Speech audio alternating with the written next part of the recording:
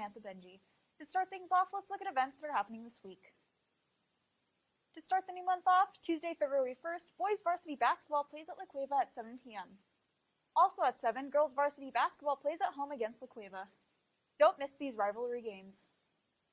Wednesday, February 2nd, wrestling varsity has a meet against West Mesa High at home at 7 p.m. Nothing happening Thursday, but to kick off the weekend on Friday, February 4th, boys and girls diving varsity attend a Manzano Invitational at Valley High at 4 p.m. For the weekend, Saturday, February 5th, boys and girls varsity swimming attends a Manzano Invitational at Highland High first thing in the morning at 8:30. In the afternoon, boys varsity basketball plays against Pedro Vista at Pedro Vista starting at 2:30. Also at 2:30, girls varsity basketball plays at home against Pedro Vista. And next, here's some scores from last week. On the 22nd, boys varsity basketball lost to Sandia by a score of 68-54, but made a comeback on the 25th against Farmington during our home game with a score of 65-56. On the 22nd, girls varsity basketball won by a score of 45-31 against Sandia, and on the 25th, lost to Farmington by a score of 61-44. Congrats to boys swim for winning Metro Championships over MLK weekend. Way to go, Eagles. COVID is spreading like wildfire across all APS schools. Here's what APS is doing to try and slow the spread. 2 weeks ago, El Dorado implemented new COVID protocols.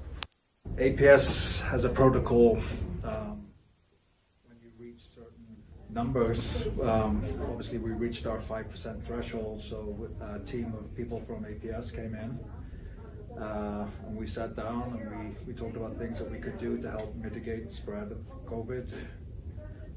Some of those things, as you know, was limiting attendance at athletic events, also limiting access to lockers, so PE doesn't have access to lockers for a few weeks, and then requiring masks on all places on campus, even outdoors.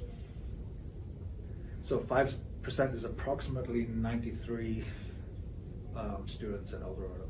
At this point in time, Superintendent Elders made it very clear that he has no intention of closing this down. We're going to do everything we can, obviously, and make sure we limit the spread. We're hoping that we're coming to the end of the large amount of cases that we're having.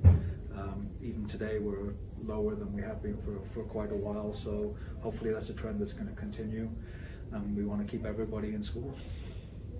If our numbers were to continue, and let's say they even went up a little bit, what would happen is a team of people from district would come in and we'd sit down and see if there's anything further we could do.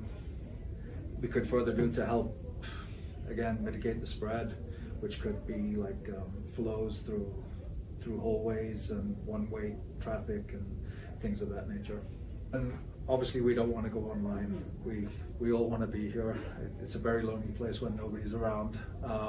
But that decision would have to come from above us. It would probably be a district decision, or in an extreme case, it would be a state decision. As of right now, if people are fully vaccinated, they do not have to quarantine if they're exposed. Right now, it's the 5-day rule, which is obviously more helpful for keeping kids in school. If you're experiencing COVID symptoms, including fever, cough, or body aches, admin advises you to please stay home. To see more of our features, check out our Instagram at Eldorado Talon. Course selection is beginning. For additional information, get in contact with your counselor. If you have stories you think need more coverage, reach out to us on Instagram at Eldorado Talon. Thanks for watching, Eagles, and have a good week.